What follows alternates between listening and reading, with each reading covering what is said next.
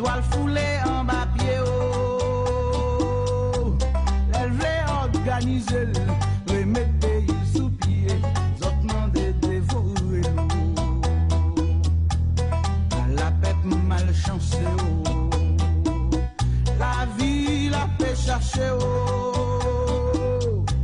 On maille moulé rousé, tu n'es pas à manger, pour ça y'aurait tout l'eau. Peut-être nous sommes justice, pour des trois coups d'amplissaux. Mon seul éducation, tu n'es pas demandé, on sait qu'il y a de l'eau.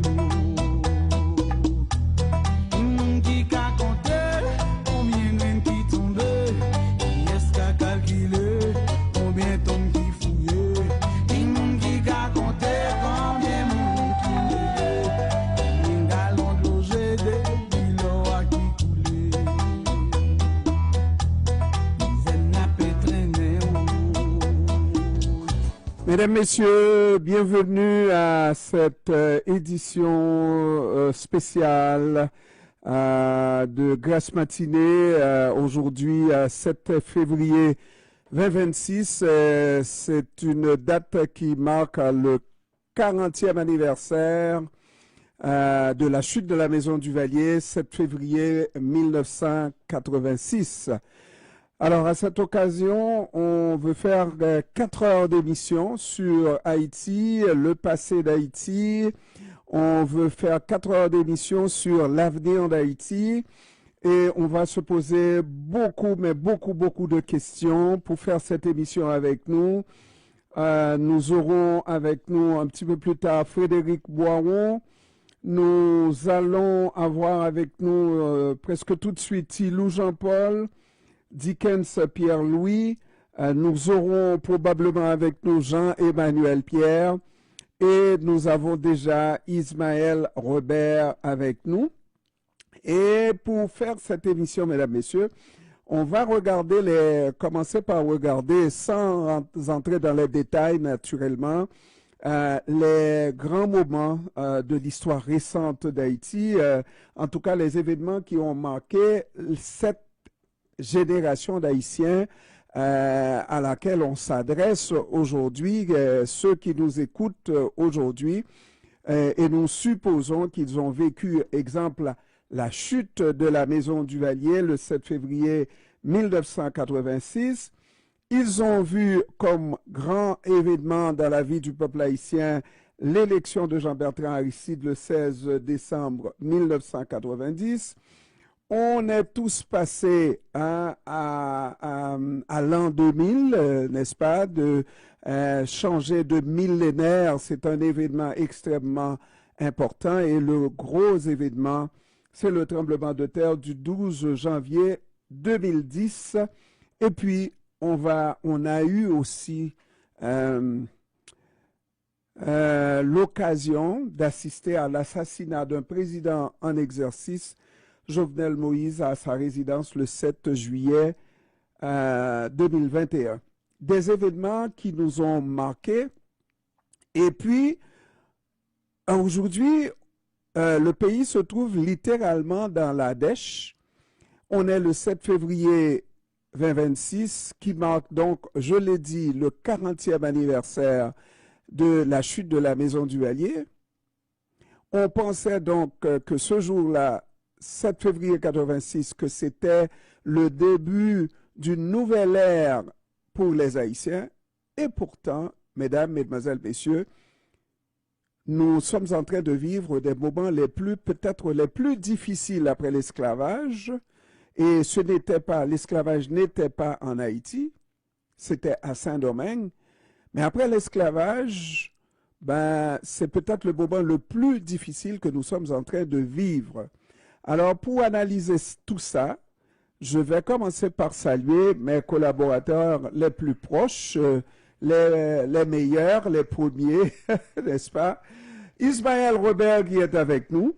Salut JF, ça va? Ça va. Et nos autres meilleurs, même s'ils sont éloignés de nous, mais ils sont là quand même. Dickens Pierre-Louis, On va tester le micro de Dickens en espérant qu'il a le meilleur de tous les micros de la Terre. Je pense que le micro va bien aujourd'hui. Bonjour Jeannès, bonjour Ismaël, bonjour Tilou, bonjour Montréal, bonjour Haïti. Ah oui.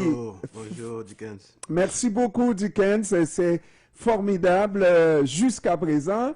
Alors, Tilou On se Jean-Paul. croise les doigts. On se croise les doigts. Tilou Jean-Paul, comment ça va?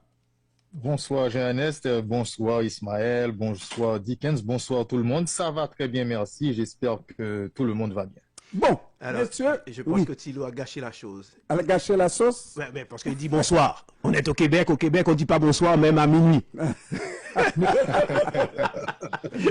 Alors, étant donné, Tilou, je suis ton avocat, Tilou, on est dans le monde également. Il dit qu'on est au Québec, mais on est dans le monde aussi, pas vrai? Peut-être que le bonsoir vaut quand même. Une émission spéciale sur Haïti. En plus. Alors, messieurs, moi, ma difficulté lorsque j'aborde la question haïtienne avec des amis, avec un peu tout le monde, c'est la référence. Encore hier, j'ai fait un petit bout sur Haïti avec un professeur haïtien d'histoire. Et on dirait que c'est la référence, la seule qui nous reste de tous ces événements que j'ai cités, c'est la présidence de Duvalier qui serait responsable de tous les maux d'Haïti. Et c'est un petit peu pour ça qu'il faudrait vraiment prendre le temps, parce que nous avons du temps. Mais on doit faire attention aussi, parce que le temps va courir très vite, va filer très vite. De regarder ce que c'était ce gouvernement des Duvalier. Il y a eu 2 gouvernements de Duvalier. Et on se pose la question, est-ce que Duvalier a laissé sa marque sur Haïti au point où, 40 ans plus tard, messieurs, on ne soit pas capable de changer de modèle? Moi, tout ce que j'ai vu, messieurs, et c'est pour ça qu'il convient d'analyser la période de Duvalier, tout ce que j'ai vu après Duvalier, c'est comme si j'étais sous Duvalier, mais on utilise une autre méthode, ce qu'on appelle le duvalierisme sans Duvalier. Alors, messieurs, moi, je vous laisse la balle tout de suite. On part la balle pour regarder, est-ce que Duvalier était tellement fort que aujourd'hui encore, 40 ans après le départ de Duvalier, on rend responsable Duvalier de tous les maux d'Haïti?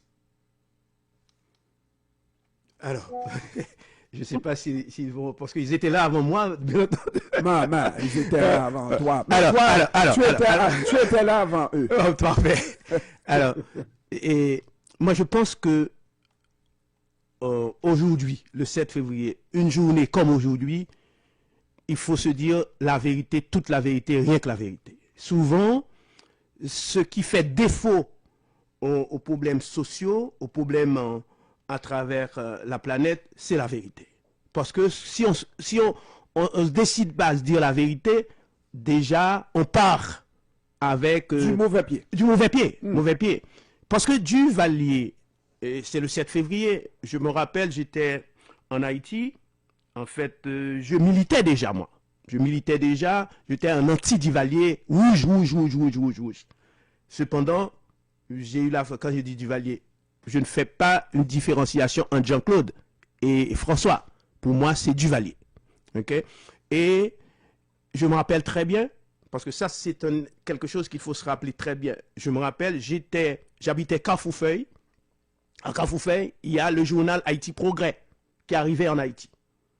Au milieu de la page, il y avait quelqu'un qui écrivait en créole depuis La Havane. J'aimais ça, et j'étais un militant, pour aller lire, en fait, le journal Haïti Progrès qui arrivait quelque part à la page, il fallait que j'aille dans une latrine pour lire ça, alors que j'étais chez moi. C'est quoi ça, une latrine? Eh bien, latrine, je ne sais pas comment vous allez expliquer ça. Merci. Ok, on connaît ça. Ouais. Ok. alors que j'étais chez moi. Parce que ce que je suis en train de raconter là traduit ce qu'était en partie Duvalier pour moi. Il fallait que j'étais chez moi. Qu'est-ce que ça veut dire? Pourquoi je ne pouvais pas rester chez moi? Parce que chez nous, en Haïti, à n'importe quel moment, quelqu'un pouvait arriver sans soleil, sans quoi que ce soit. Et on risquait de se faire voir en train de lire ce genre de choses. Donc, pour ne pas se faire avoir, et on connaît l'odeur de cette chose parce que... Alors, ce que je raconte là, cette anecdote, pour plus d'un, ça veut rien dire. Mais pour moi, ça veut dire beaucoup, Jean-Ernest. Ouais. Ça veut dire beaucoup. Ça signifie que ce qui existait dans ce pays-là, c'était plus que l'enfer pour moi. Ouais. C'était plus que l'enfer. Donc, c'est pour ça que je dis, il faut parfois rentrer dans les détails.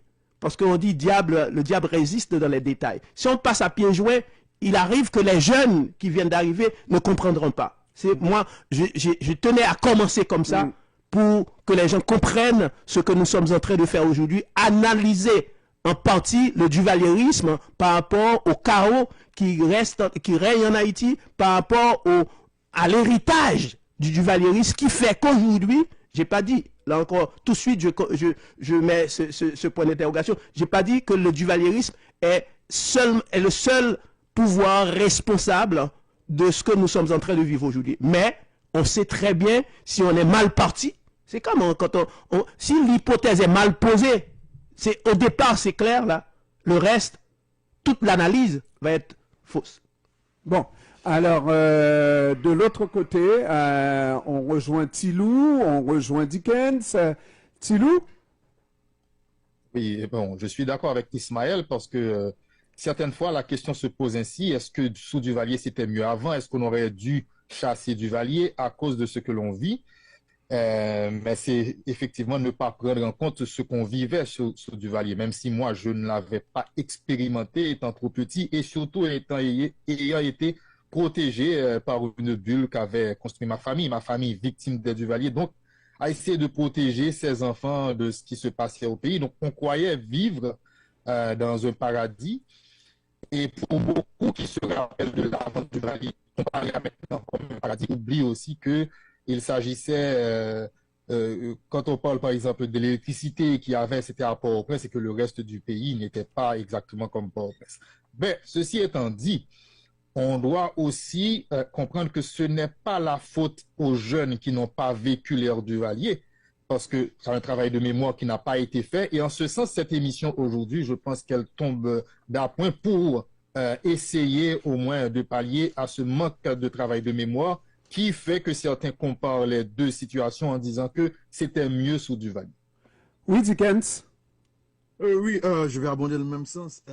Je veux pas mettre tout ce que nous vivons là, maintenant sur Duvalier, mais on ne peut pas l'enlever. Et prenons moi-même qui ai été élevé par deux personnes qui ont vécu Duvalier, donc il y a des réflexes parce qu'ils ont survécu Duvalier, il y a des réflexes qu'on vous donne, comme vous ne vous mêlez pas de la politique et des choses comme ça. Et malheureusement, si on ne prend pas compte, on risque de les passer aux générations à venir. D'où en contribuant, en multipliant des réflexes qui, malgré que Duvalier n'est plus là. Et donc, il faut quand même voir et évaluer et ce que ce régime-là a fait, la masse de cerveaux qui ont laissé, bien sûr, nous sommes à Montréal et que le Canada en a bénéficié, mais cet exode de personnes qui ont laissé, de professionnels bien formés, qui ont dû laisser aller former les gens ailleurs, et ça a aussi une conséquence sur le pays, comme l'exode de cerveau qu'on a maintenant. Et donc, tout ceci, on doit le prendre en compte. Et s'il y a quelque chose que je réfléchissais en préparant cette émission, c'est que c'est vrai, par rapport à ce débâcle, on a tendance à dire que c'était mieux sur Duvalier, mais j'essaie de comparer les chiffres économiques. C'est vrai qu'on n'a pas beaucoup comparé les chiffres économiques de l'avant Duvalier, comment était le PIB et sous Duvalier.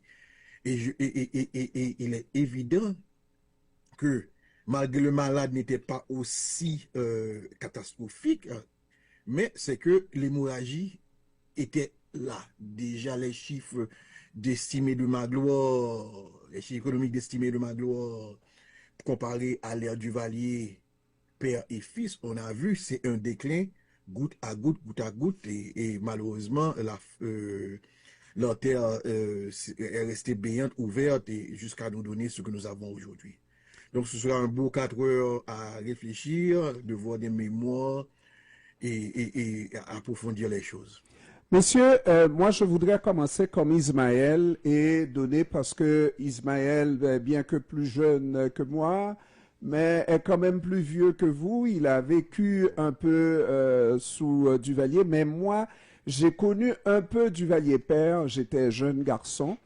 J'allais à l'école primaire avec un fils d'un des 19 officiers qui ont été tués par Duvalier. Et je me rappelle encore ce discours de Duvalier qui faisait l'appel de ces 19 officiers et en répondant chaque fois, après chaque nom, absent, absent, absent. Et messieurs, je suis en train de vous révéler quelque chose, et au monde entier, quelque chose qui m'est tout à fait familier et particulier. J'étais moi-même épris de l'uniforme de l'armée. Je voulais devenir tout jeune un officier de l'armée d'Haïti. Et parce que j'allais à l'école, parce que je trouvais que c'était horrible ce que Duvalier avait fait, messieurs, et tout jeune, j'ai décidé que je ne serais plus un officier de l'armée d'Haïti.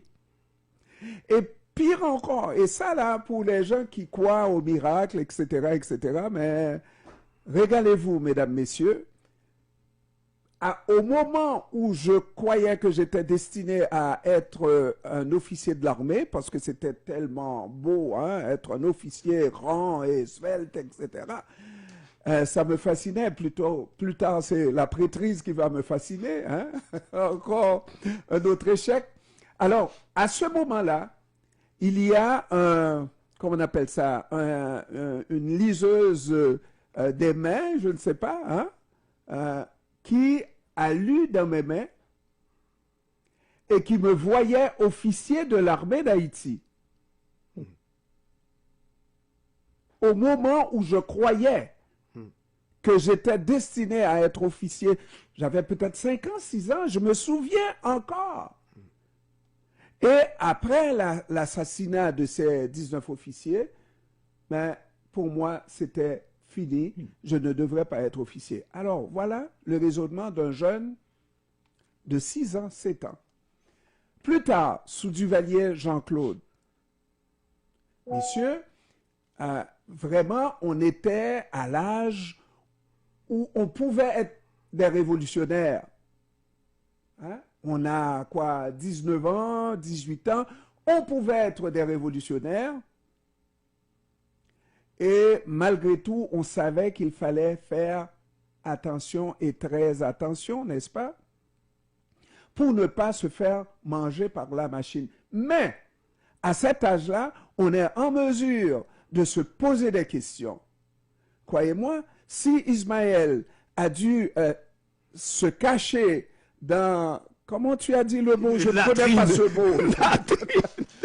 Une latrine pour aller lire Haïti Progrès, moi-même, je m'interdisais de réfléchir sur... Je savais que Duvalier devait tomber, mais je m'empêchais de réfléchir parce que ce qu'on avait appris sous Duvalier, c'était que Duvalier savait tout ce qui se disait, qui se tramait contre lui. Et même si on pensait contre Duvalier, il pouvait le savoir. Alors, si vous voulez avoir la vie sauve, c'est de ne pas y penser à quoi que ce soit contre Duvalier, à l'âge de 18, 19 ans, 20 ans. Alors, pour dire que le régime était vraiment un régime macabre, ça c'est vrai. C'est un fait, messieurs. Et aujourd'hui, encore après la chute de la maison Duvalier, je me dis que même si je devrais lire je ne sais pas là, dans le mar de café et que je devrais voir que le pays tomberait après la chute de Duvalier à ce niveau-là, j'accepterais pour me débarrasser de Duvalier. C'est fort ça.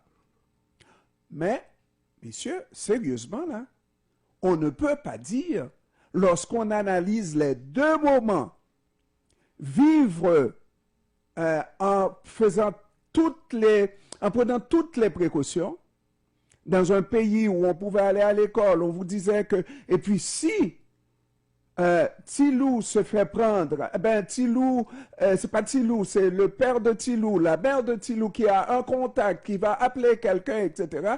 Et Tilou a des chances de ne pas passer sous les armes de Duvalier. Hein? Tu dis bien, tu dis bien. A des chances. A des chances. Mais aujourd'hui, tu n'as pas de chance. Aujourd'hui, tu n'as pas de chance. Oui, mais en même temps, Jean-Ernest, une telle terreur ne peut pas ne pas laisser des traces. Et ce que nous vivons alors, mais regarde. Des conséquences de la terreur. Jean-Ernest, on oublie aussi, attends, tu oublies aussi que une bonne partie des intellectuels ont été soit chassés, soit détruits. Donc, il y a aussi une destruction de ceux-là. Ce régime a fait tout le mal.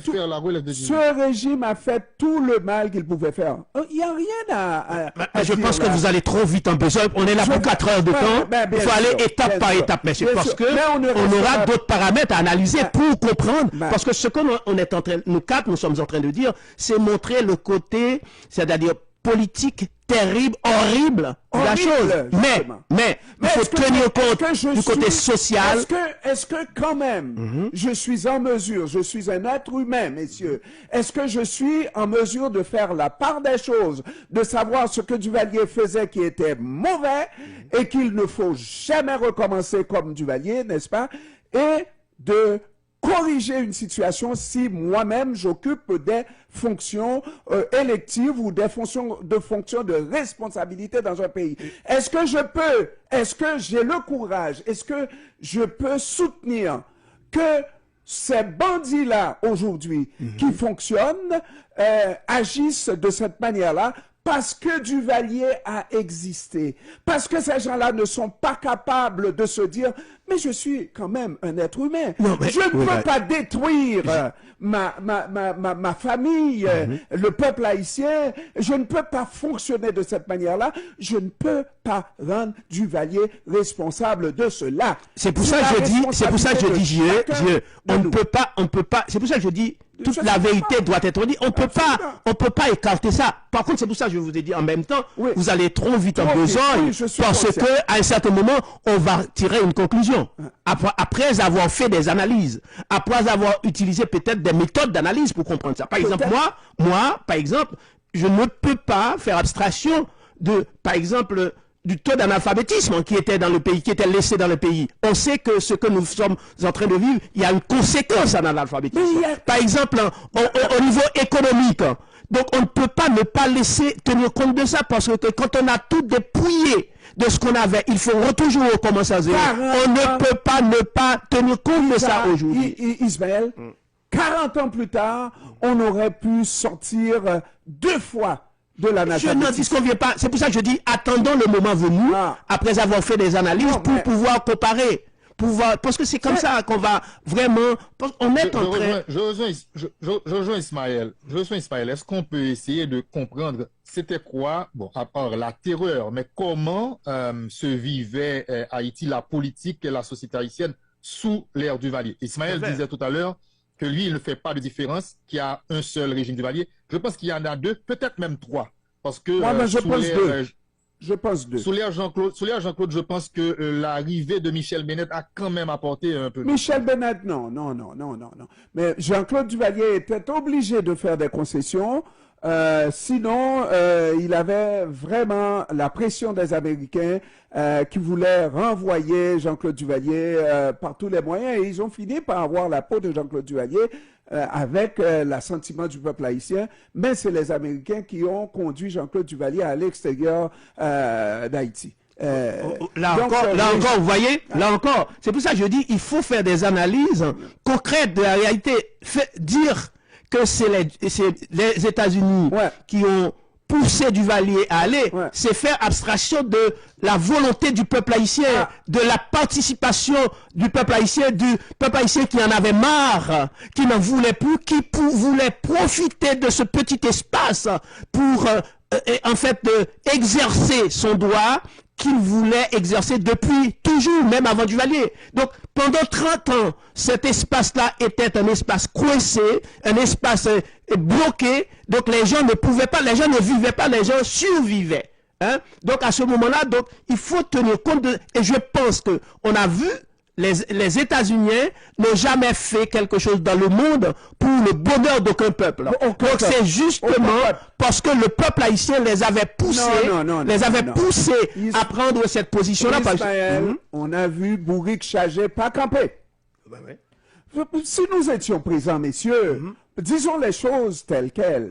Bourrique Chagé pas camper, c'est donner le pouvoir à peine un pouvoir à peine différent de ce que nous sommes en train de vivre avec M. Ouster.